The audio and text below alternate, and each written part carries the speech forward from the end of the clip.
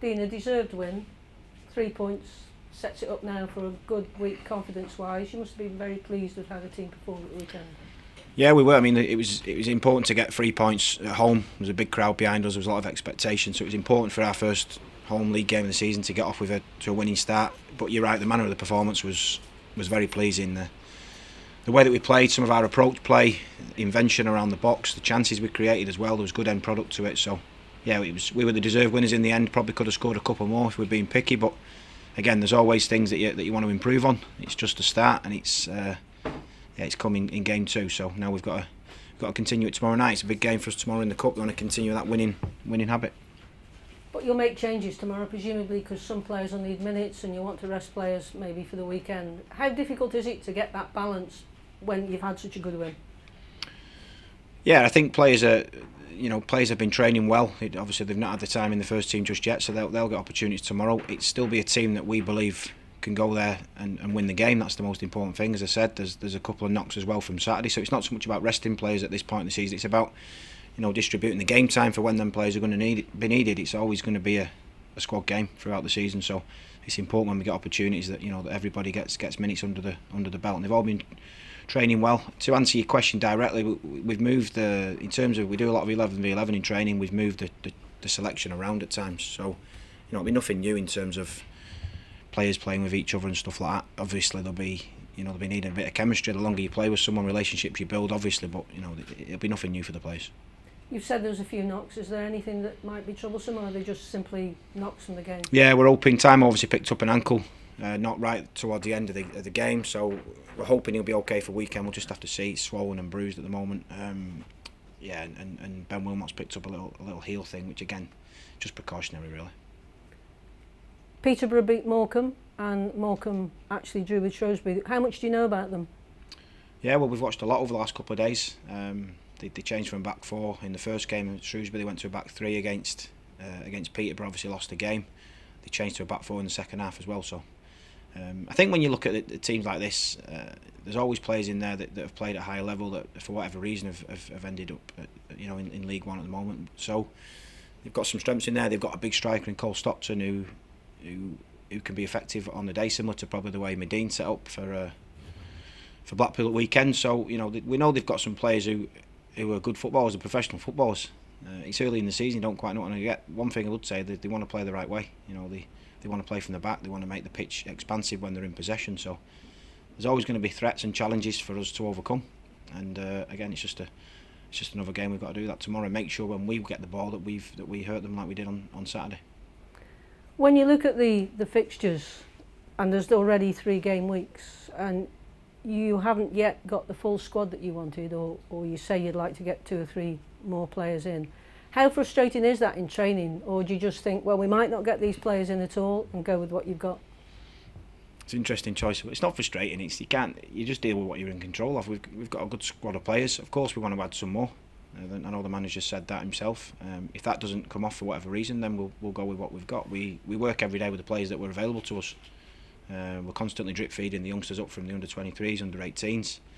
There'll be a few more of them with us tomorrow night not only for the experience of the first team, but to maybe get some minutes as well. So we're trying to continue the feel good factor from Saturday. As I say, it was important to get the win and the performance because we had a big crowd in here. Obviously the club had put something together with the ticket prices and stuff like that. So it was important to get off to a winning start and show people what team we want to be this year. There was a lot of frustration around after the first game away to Millwall. The performance wasn't nowhere near where we wanted it to be. So that was much more the way we want to play. We want to play with the ball. We want to hurt teams. We want pace in attack. We want, as I said, their creativity, and it was all there on show on Saturday. And you've talked about the youngsters playing. How important is it? I mean, if you can remember when you started as a youngster, were you blooded into cup matches, or is it important to just blood them in a cup match or a league match? Yeah, I was blooded. It was a quarter-final of the League Cup. I found out about an hour before kick-off I was playing, so I was blooded in, yeah. Against the old crazy gang, I remember back. That was interesting. You want to give the players the experience for when it comes around in league matches, ideally. So you don't just want to throw a player in for the sake of it. The player needs to go in there and do himself justice. That's the key thing. So we watch him every day in training. We sit and digest the training every afternoon we go through the clips and have a look, and essentially the development of the players is key. I think touching on that with Connor Taylor is really interesting, because we were talking this morning the importance of a good loan at that age. Obviously he came in that Coventry game a couple of seasons ago, and then he went out on loan last season. It was a really good loan for him in terms of the experiences, the way the season panned out down there at Bristol, and the way that he got better throughout the season. And it's very early. No putting pressure on anybody, but the way he's performing, the way he steps up, he looks like he belongs at the moment. So that's the important thing. Is some players are ready to go in straight away, and some players need a loan or even 2 or 3. So we'll judge that on an individual basis.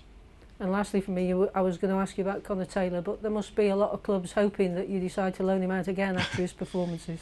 We got a lot of questions asked in pre-season. I don't know what's going on at the moment. He's obviously a key part of our team, and as I say, he's performing well. Still, interestingly enough, still lots to add to his game. Again, when you sit down with him and go through his individual clips, and still loads to learn. He's a young player, and he's playing at this level for the first time effectively. So, but he's got a lot. There's a huge ceiling. He's got all the attributes. Thank you. Thank you. It's obviously in the benefit of everyone now that you can use as many substitutes as you will. Well, not as many, but 5, or you can increase that as well with the Carabao Cup games as well. Is that an important factor in terms of giving people opportunities as well? Yeah, well, it's slightly different, isn't it? Tomorrow it's 5 subs from 9, so you can there'll be more people involved in the matchday squad. Sometimes you can overthink it. I think you go game to game. I think you see some games managers sort of are using all of what's available to them, maybe to take a sting out of the game, maybe from a game management point of view, maybe for a freshness for the players. So it gives you that opportunity to the key thing is there's 5 players that don't start the game who are going to be disappointed, and all know that there's chances to get on the pitch as well. So it keeps competition high. For us, we just do it as we see fit. But it gives the coaching staff and the manager an opportunity to game-changing moments, doesn't it, as the game progresses? Yeah, and it's something to think about as well. You only get the 3 opportunities, don't you, in game? Aside from the half time. So you've got to make sure. If you're going into that last opportunity, do you need to bring 2 on? Do you need to just go with the 1?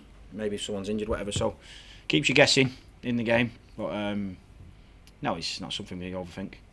You want to make progress in all cup competitions, and certainly this is one that you would look ahead to make progress, and possibly bigger teams coming at the next size, not the real big hitters, but certainly there'll be some big hitters coming in, and you'd want to make progress into that competition, wouldn't you? We want to win every game. It's as simple as that. So this isn't the next opportunity to do that. As I say, it's an opportunity to continue where we left off on Saturday. So we want to create a winning habit within the football club, and we want to create competition for places. So then players coming into the team tomorrow know that they've got to come in and perform to be given a shout in the next one at Huddersfield on Saturday. So again, competition for places within the group is huge, and that's what you need in a successful season.